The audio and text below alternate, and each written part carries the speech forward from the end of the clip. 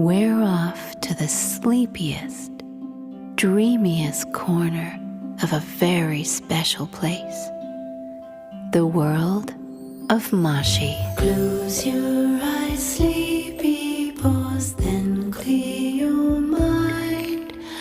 Let's drift away and see what we can find. Say hello to Sleepy Paws, a very tired koala. He lives high up in a treehouse by a dreamy Mashi harbor. But Sleepy Paws is restless, and he just can't get to sleep. So he's going on a journey, but he won't be counting sheep. Sleepy Paws is setting off across a